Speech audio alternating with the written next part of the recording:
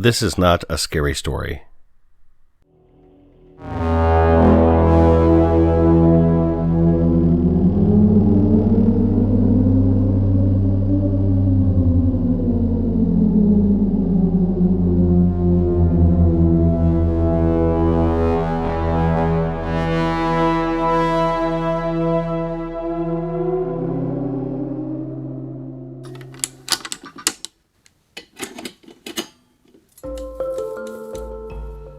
This is not a story about a Bigfoot attack.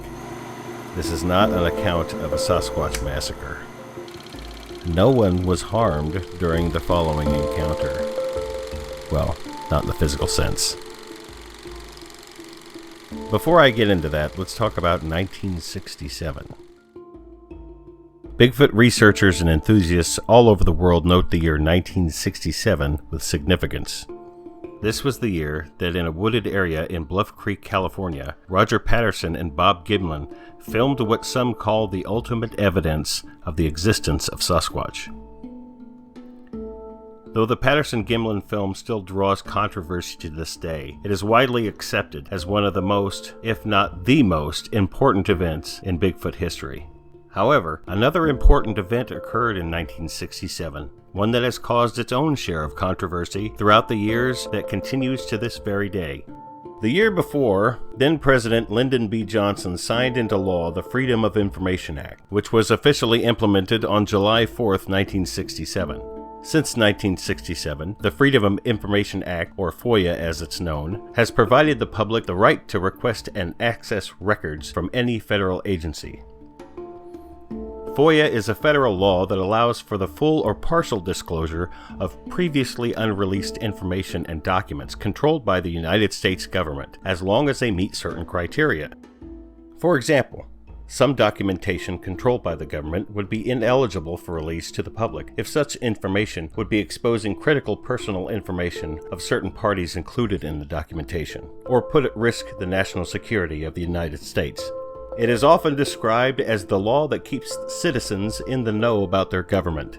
Since earlier this year, I've been making several Freedom of Information Act requests on behalf of the National Cryptid Society from various government agencies.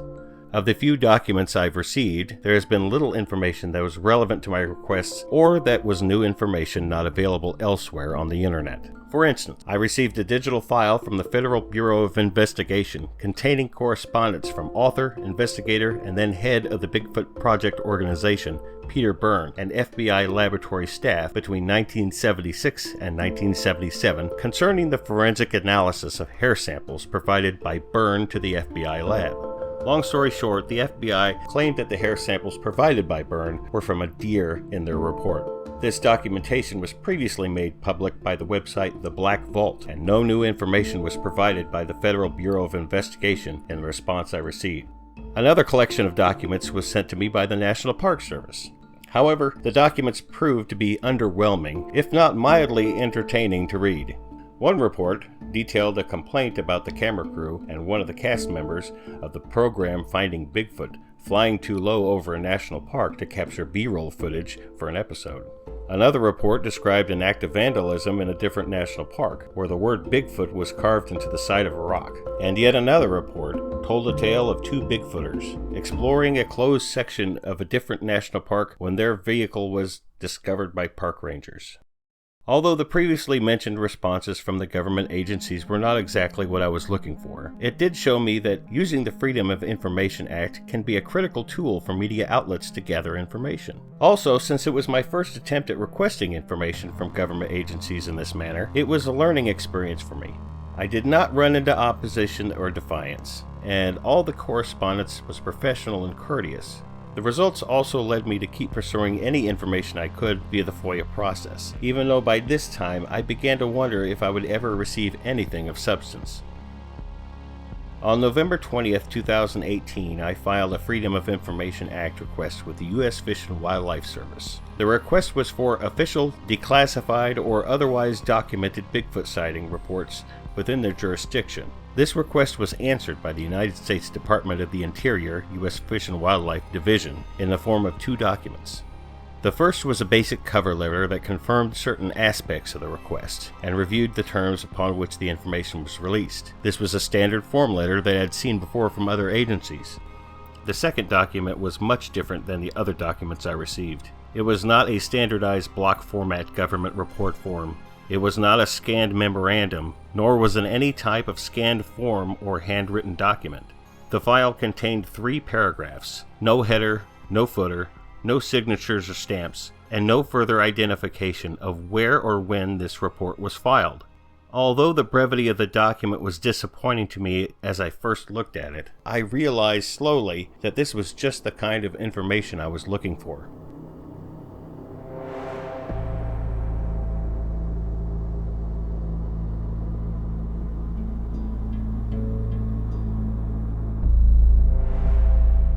On October 11, 2016, I, a U.S. Fish and Wildlife Service endangered species biologist, was contacted by U.S. Forest Service staff about a report that had been called into their office and they weren't sure how to handle it. I talked with a Forest Service employee briefly who passed off the caller's information and a brief statement of what she had seen. The woman's name was Name Withheld of City Withheld, Washington. I called her on October 11 and left a voicemail. The witness returned my call on October 13, 2016 at 10:22 a.m. and we discussed what she had observed. See below. The witness said that on Sunday, October 2, she was driving back to her home from Leavenworth, Washington on State Highway 2 traveling west. After getting out of town and just past the intersection of Coles Corner heading towards Stevens Pass, she saw a dark, hairy bipedal creature whom she estimated to be between 7 to 8 feet tall. She said it was lean-looking and it was near a guardrail on the right side of the highway walking towards her. She pulled over at the end of the guardrail and saw the creature go over the guardrail and walk towards the woods. She noted it had somewhat of a conical head. She said it was black in color and she could not see any flesh. She said she also talked with Name Withheld, the wildlife biologist for the Okanogan Wenatchee National Forest, about her sighting. He advised her to report the incident to the Bigfoot Research Organization online at bfro.net. The witness to me sounded in her mid-50s. She said she was leaving the Oktoberfest celebration in Leavenworth she had attended over the weekend. The sighting happened around 10:30 in the morning on her drive back. The weather was clear and sunny.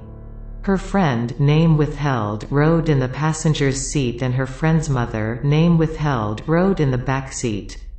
Both were visiting from City Withheld, Texas. The mother-in-law did not see the creature. It sounded to me as if she may have been elderly. End of report.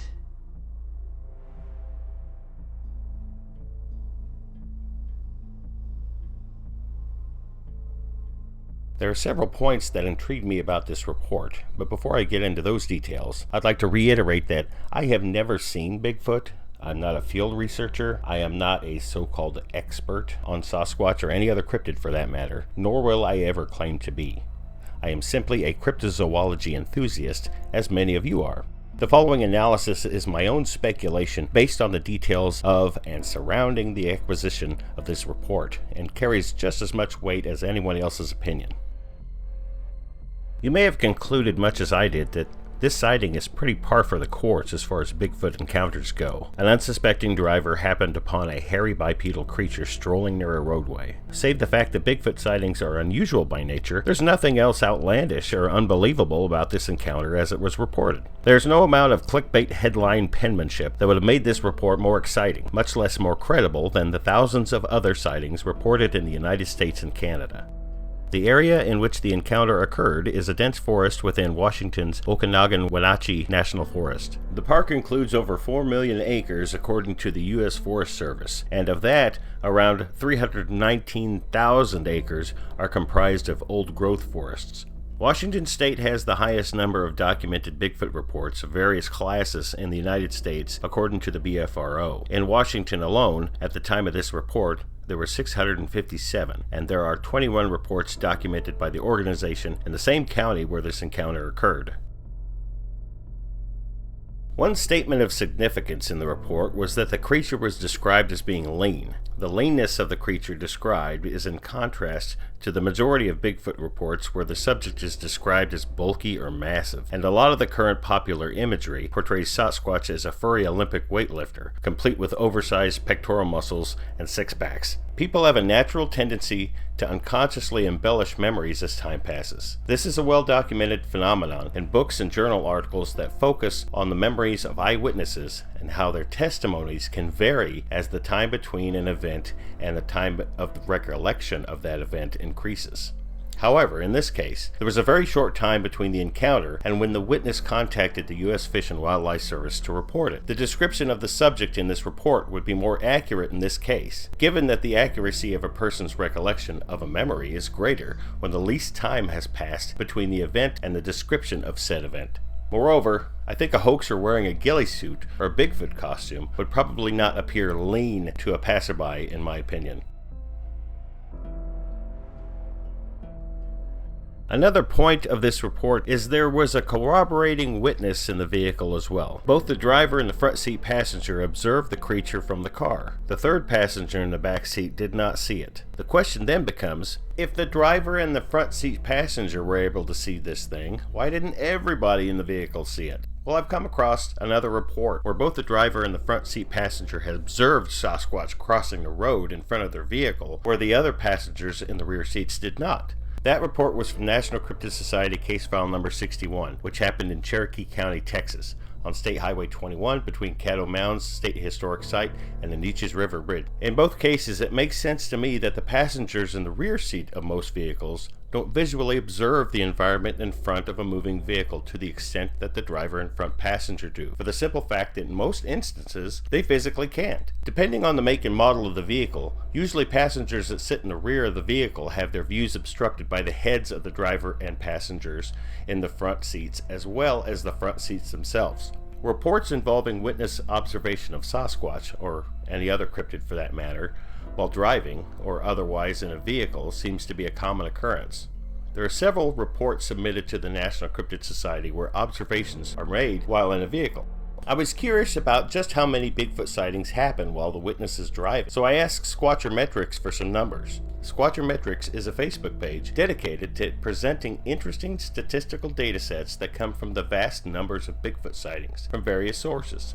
Squatchermetrics employs data from a wide variety of sources to gather statistics on documented Bigfoot sightings. Some of these sources include the BFRO website, the Bigfoot Encounters, OregonBigfoot.com, John Green's database, plus books such as Bigfoot Casebook, Raincoast Sasquatch, and etc., etc. When I asked them if they had any information about Bigfoot sightings reported by automobile drivers or passengers, here's what they presented to us.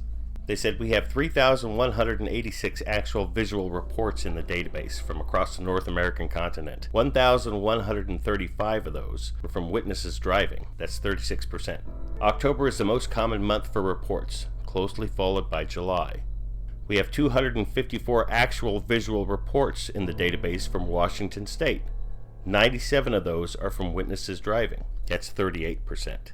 I just thought that information was interesting, but if you want to know more, go to Squatchermetrics on their Facebook page, follow them, and see for yourself. After I received this report from the Department of Interior, U.S. Fish and Wildlife Service, I went to the Bigfoot Field Researchers Organization database to see if I could find it or one similar to it on the site. It didn't take but a few seconds to find the exact one. Report number 56827 is a Class A sighting submitted by the witness on Saturday, February 8, 2017, and it was followed up on by BFRO investigator Jason K. The report's dates and location matches exactly. Included in the report is a statement from the witness that definitely links the Department of Interior report and the BFRO report. A forest biologist that I spoke to on the phone about my sighting told me that there were other sightings in this area. Also, I spoke to a woman from U.S. Fish and Wildlife Service. She told me as well of sightings known to this area. Also, due to the follow-up by the investigator, there was some additional information that was not included in the FOIA report. This is from the report. They saw someone hiking toward them down a long straight stretch of the highway.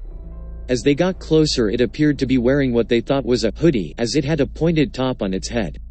They thought it was strange that someone would be wearing a hoodie on a nice sunny day. Its arms were long and swinging while walking. As they got closer, it looked like it was wearing a backpack, but realized it was its head and shoulders, and it wasn't wearing any clothes. It had black hair and a bushy peak on its head. They could see the muscle structure, and it was very lean and physically fit. I saw its face. It was lighter colored than his hair, but still dark. She described a protruding forehead, sunken eyes, and a somewhat flat nose. She said to her friend, "Now that is a Bigfoot." Yes, we did just see that. You can read the rest of the report on the BFRO website, and I'll put the link in the article associated with this video, and it's going to be in the description. To my knowledge, this may be one of the very few instances where a Bigfoot sighting report was taken by an endangered species biologist in the employ of the U.S. Fish and Wildlife Service, and to find it on the BFRO website was a very pleasant surprise. Although there were several points that intrigued me about this report, there's also a few aspects that raise more questions. For example, the report is not in the traditional format as any of the documents I've received or have seen as a result of Freedom of Information Act requests. In fact, there's no real format at all, and it would be impossible to judge the credibility of this report just by looking at it. It would also be impossible to defend the notion that this report is from any government entity at all, and not just fabricated by someone looking to put forth a controversial story, as there's no identifying information included. By identifying information, I'm referring to a department logo or a crest in the header or a department title, address, or other general contact information on the header or anywhere else on the document. It lacked a report number or a standard form or memo number. Usually when you find any government document, there's some kind of tracking numbers, file or form numbers, stamps or seals on it. Sometimes so many it's hard to determine just which one to reference. In this case, there was nothing but 3 paragraphs on an otherwise blank PDF file titled Bigfoot Report. If I had not directly received this file from the Department of Interior, U.S. Fish and Wildlife Service, I would have rightfully questioned its validity because of the lack of everything of which I just went over in this huge red flag. You can still question its authenticity, by all means, but I'm telling you, this is what I got. It's normal for certain documents obtained through the Freedom of Information Act to have the names and/or personal information of some of the subjects included in said documents redacted or blacked out by some administrative official covering the names with digital black boxes or by use of a magic marker. However, the document I received included everyone's name involved.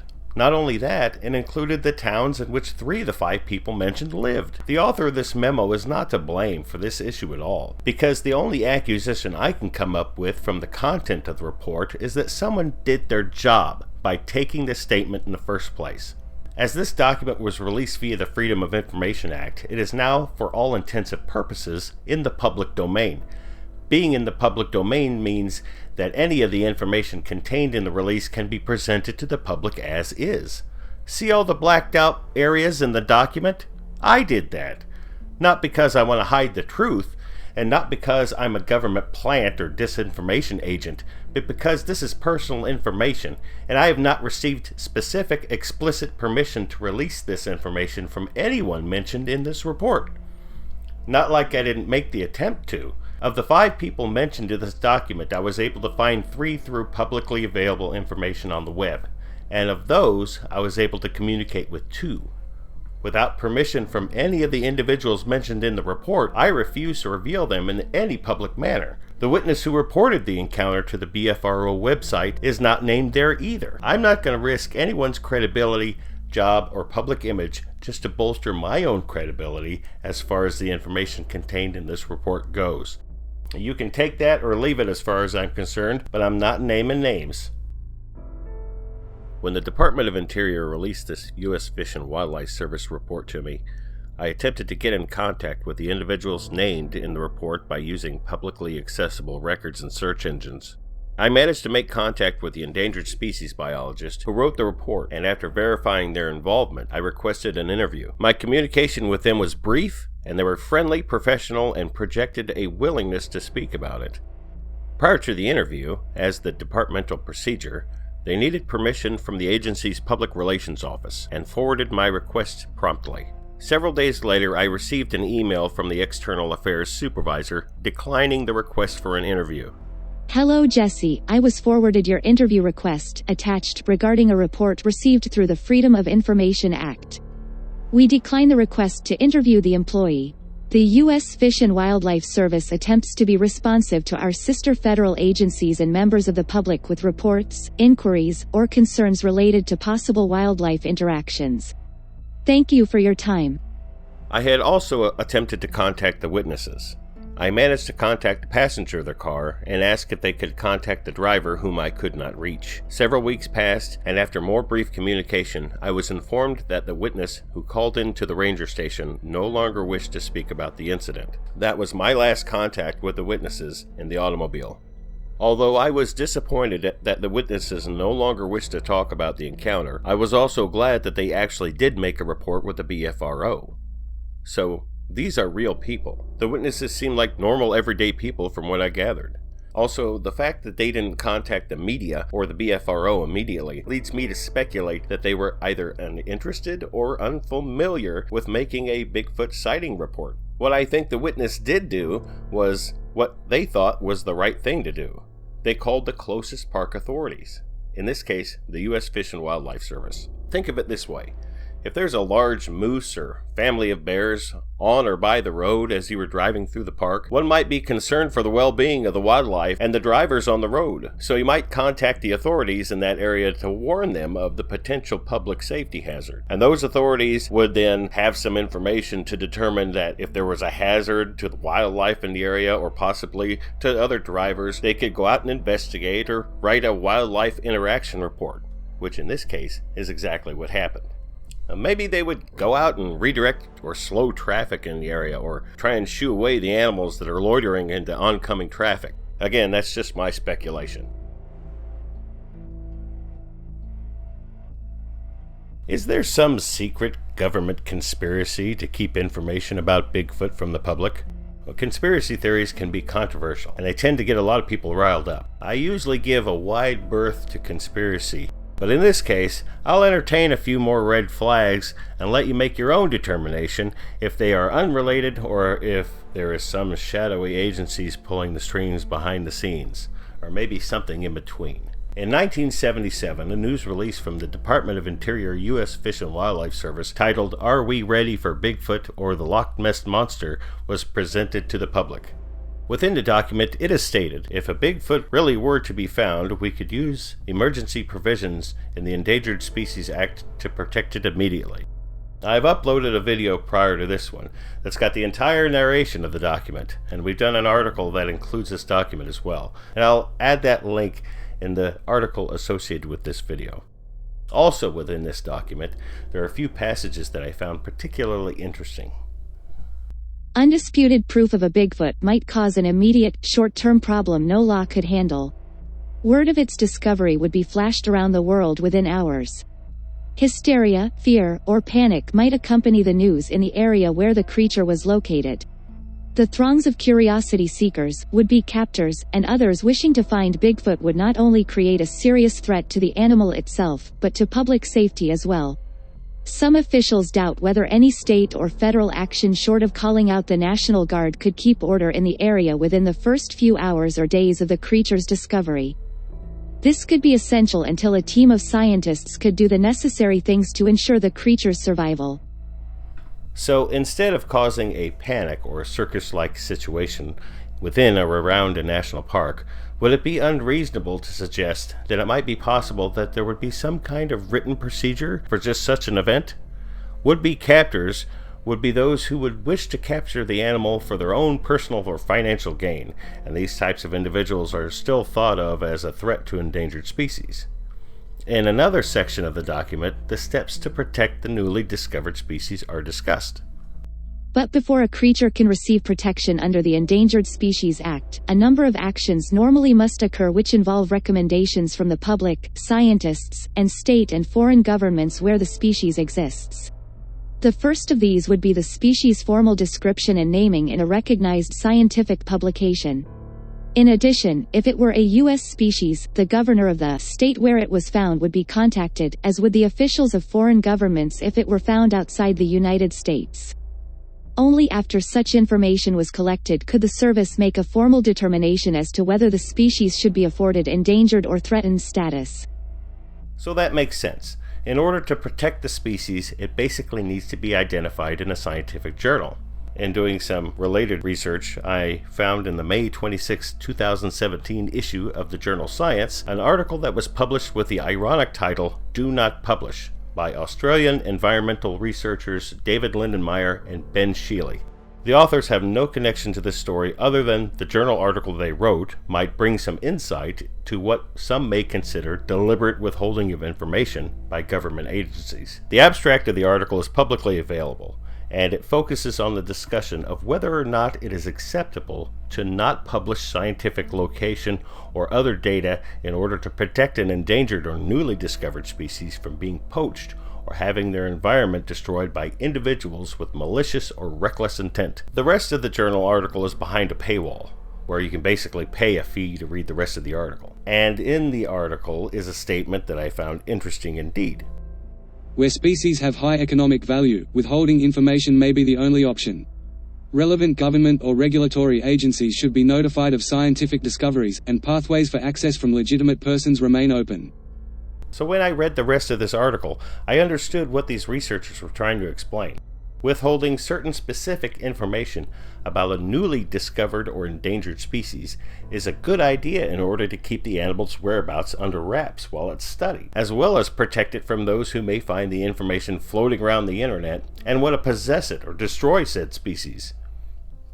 So to me, this might be a valid argument. However, is this the first time that this argument's been presented? Has no one else thought it would be a prudent action to withhold information about a newly discovered or endangered species? I highly doubt it. Again, I'm just speculating here, but I can imagine this very procedure being implemented in our own backyard.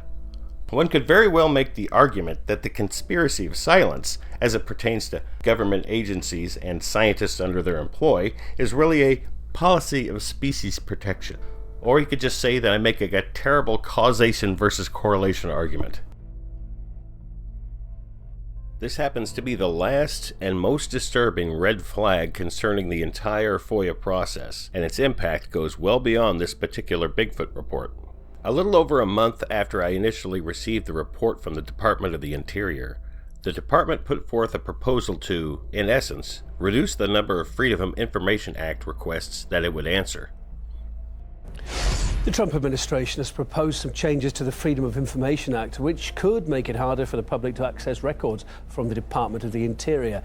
The US government says the changes are needed to handle an unprecedented surge in Freedom of Information requests and to improve customer service. Now, if approved, the new rules would allow the Interior Department to reject what it considers unreasonably burdensome requests and impose limits on the number of requests any one person can make.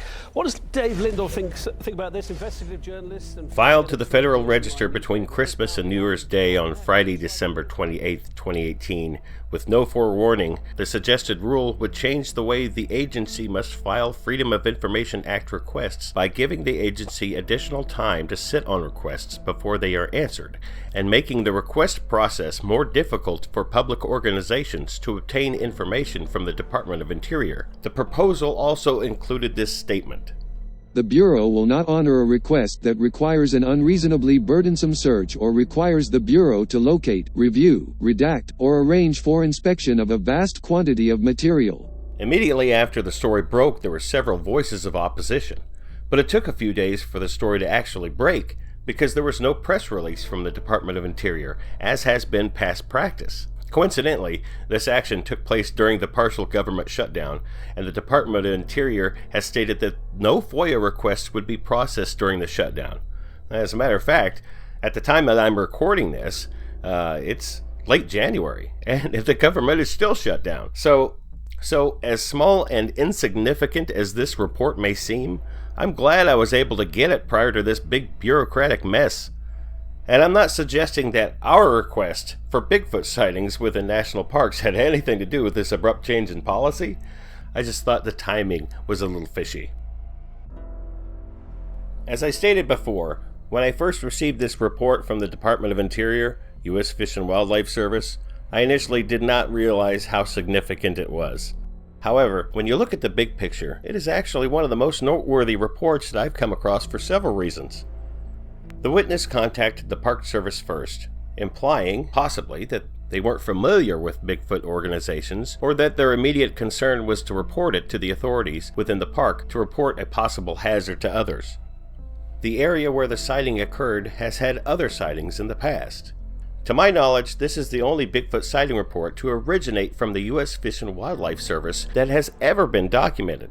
Now, I'm probably wrong, and if I am, go ahead and put a link to it in the comments, because I know I've never seen one where a government employee has taken a honest-to-God Bigfoot report and documented it, and the government keep it. The sighting was followed up on by an endangered species biologist.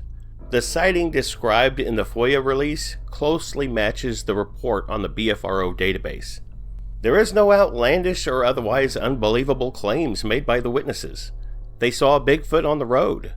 They got a good look at it. 2 of them got a good look at it. That's basically it. The witnesses don't want to talk about the incident anymore and possibly want to put it behind them.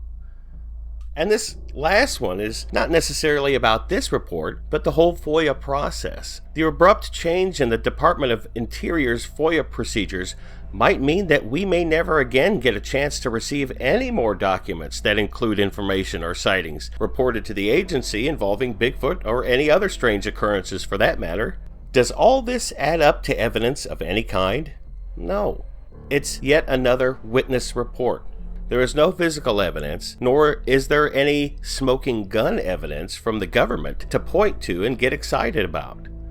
However, what makes it interesting is not only the fact that it was discovered using the Freedom of Information Act process, but that a government-documented Bigfoot sighting report correlates very closely with a BFRO report. Also, it seems like both the biologists from the park and the endangered species confided to the witness that there had been several sightings in the area before.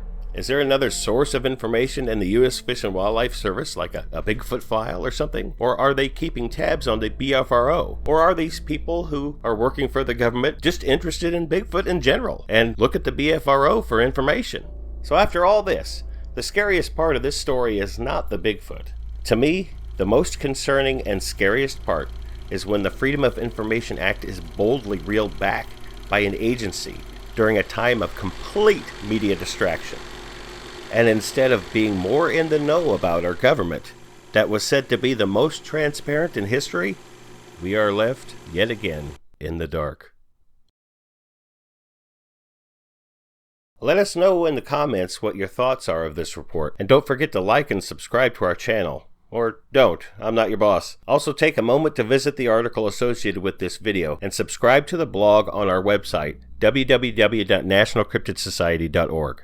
If you've had a cryptid sighting that you would like us to cover, you can make a report at the website. You can also follow us on Facebook and Twitter. The National Cryptid Society is supported by the advertisers on our webpage and by the sale of our unique t-shirt designs on Amazon and other products. But we won't be monetizing this YouTube channel, so you shouldn't see any ads here. Search for National Cryptid Society with quotations on Amazon, or visit the gift shop page on our website for the link to all our t-shirts and hoodies on Amazon.com. Thank you for watching.